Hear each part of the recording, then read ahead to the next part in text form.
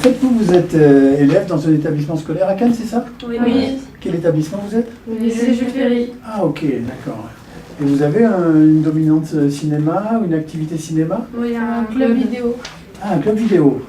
La quinzaine des réalisateurs ne se présente plus parce que c'est maintenant une des choses les plus importantes du Festival de Cannes. Importante parce que le cinéma qui y est présenté est peut-être le grand cinéma. Pierre-Henri Delot, vous êtes le délégué de cette quinzaine. Il vous appartient de présenter la quinzaine et ceux qui la font, c'est-à-dire les réalisateurs qui la composent.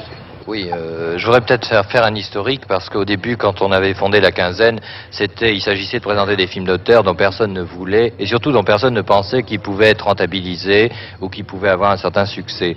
Et puis petit à petit, la quinzaine a fait son chemin. Oui, il y a une spécificité de la quinzaine. D'abord, c'est déjà des films du monde. Festival aussi, bien sûr, hein, la sélection officielle ou un certain regard aussi, c'est ouvert aux nouvelles cinématographies du monde. Hein. Mais il y a une patte à la quinzaine qui est très particulière et qui s'intéresse peut-être à la vie sociale des peuples et à une espèce de mouvement de fond qui transforme la société à l'étranger, dans différents pays, en France aussi. Qu'est-ce que tu veux faire, tiens, dans ta vie? J'aimerais bien savoir, toi. Bah comme tout le monde. Money, money, money. Divine, ou l'histoire d'une jeune fille de banlieue qui a soif de pouvoir et de réussite.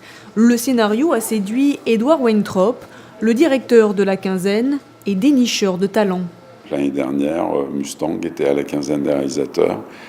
Fatima était à la quinzaine des réalisateurs. 3 souvenirs de ma jeunesse étaient à la quinzaine des réalisateurs. Je pense que ça n'aura pas desservi. Avec le Festival de Cannes, et les sections parallèles, donc en particulier la quinzaine des réalisateurs, on a mis en place des accréditations qui permettent dans des salles de voir les films à beaucoup plus de personnes et en particulier à des jeunes. De plus en plus aujourd'hui des classes viennent pendant le Festival de Cannes. Donc vous passez un jour, passez 2 jours, passez une semaine accompagné par des professeurs pour voir un certain nombre de films.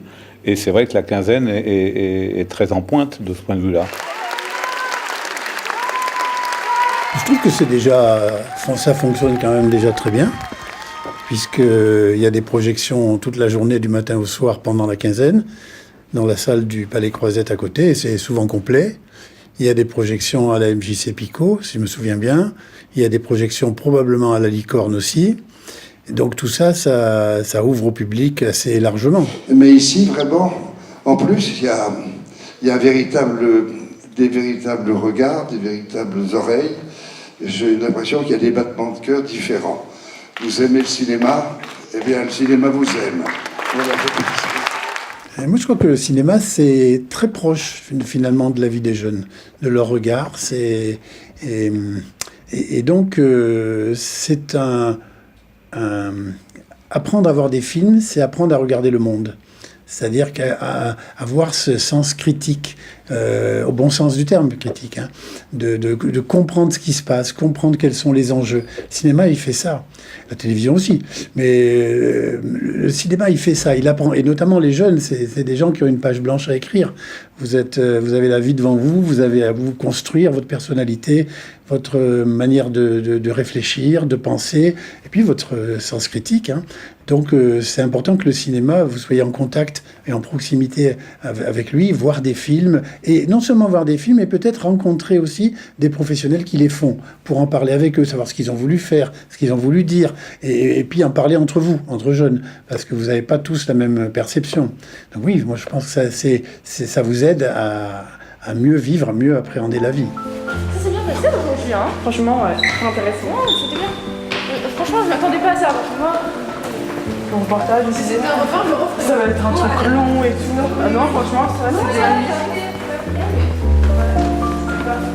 Non, mais ça va, on a grave bougé, c'était bien réussi. On s'est pas ennuyé. un peu des choses de milieu, je comprends. Pas que les choses.